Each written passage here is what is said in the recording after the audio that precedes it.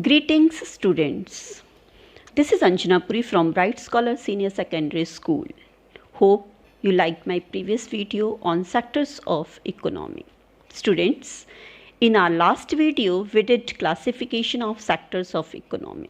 Now, next step is to see how much goods and services are produced and how many people work in each sector. You might be thinking this is an impossible task. You are right, students. And to solve this problem, economists suggested that the value of goods and services should be used rather than adding up the actual number of goods produced. So, have you heard about GDP? That is gross domestic product. It is the value of final goods and services produced in a country by all the sectors. Students, final goods and not the intermediate one.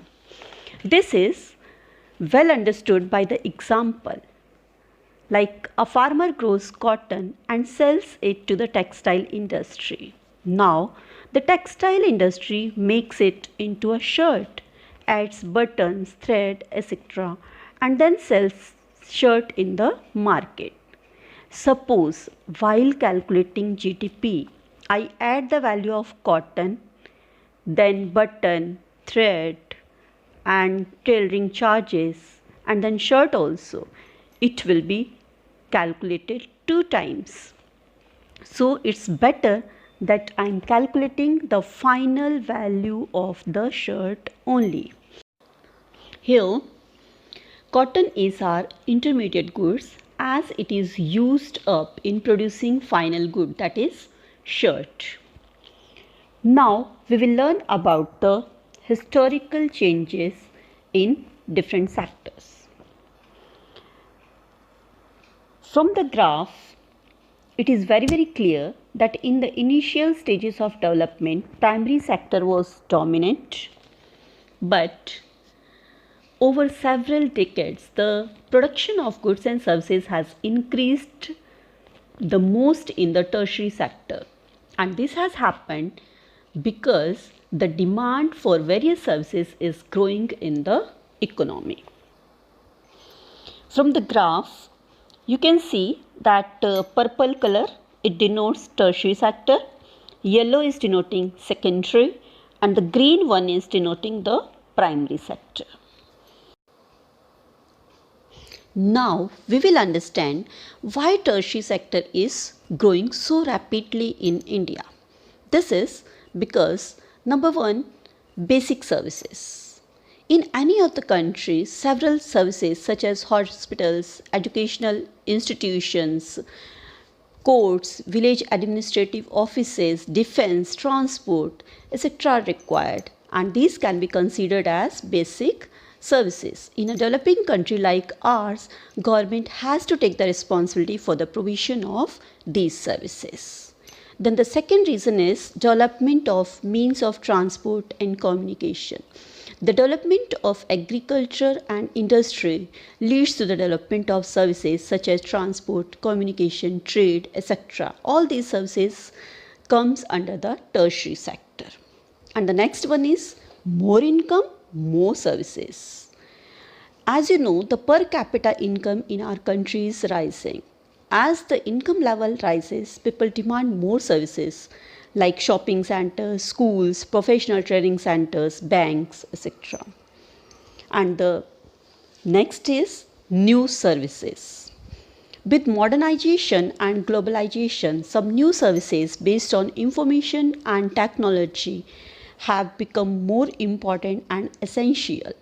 The production of these services has been rising rapidly, and that's why our tertiary sector is ever growing. Now we will understand that what is the share of each sector in GDP. This is also can be well understood from the graph. Again, this green color is denoting primary sector, yellow one is secondary, and the purple is denoting the tertiary sector. It is very much clear from the picture that in the year 1950, our agricultural sector was producing more GDP, whereas in the year 2000 it is replaced by the tertiary sector. Now next one, we can come to the share of employment, like where are most of the people employed. Again, it is visible from the graph. This blue, the most largest part, is indicating the contribution of primary sector. Red one is secondary sector, and the third yellow is the tertiary sector. Now a remarkable fact about India is that while there has been a change in the share of three sectors in GDP, a similar shift has not taken place in employment.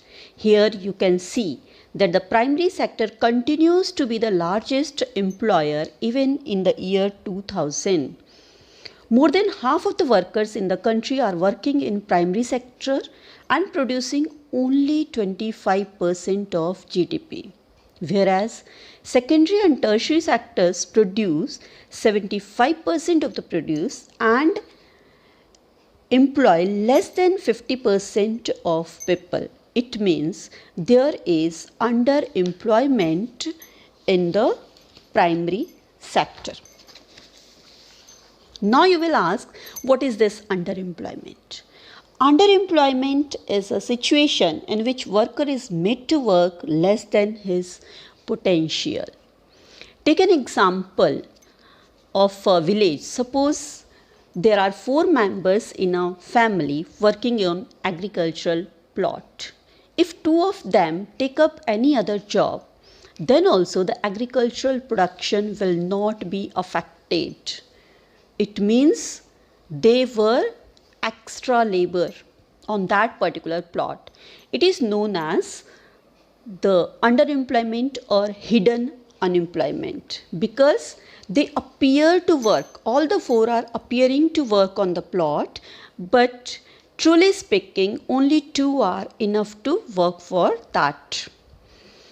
Now these people are doing this work because they do not have any better opportunities. So problem here is how to create more employment, and that is also especially in the rural areas. Now this can be better done by diversification of agriculture. Then we can provide cheap credit to them so that they can work on small scale business setuping.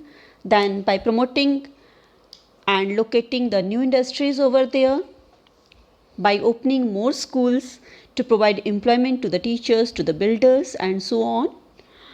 The most important step taken by the central government is introduction of Manrega, that is Mahatma Gandhi National Rural Employment Guarantee Act, in 625 districts of India, which is implementing right to work. This program guarantees 100 days of employment in a year by the government to all those who are able to and are in need of work.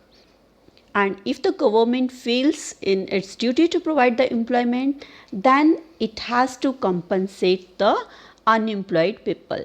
The type of work that would in future help to increase the production from land will be given preference under this act. With this, your chapter is completed. Now read the chapter and solve the given assignment in your notebook. In case of any query, feel free to discuss. Thank you and have a nice day.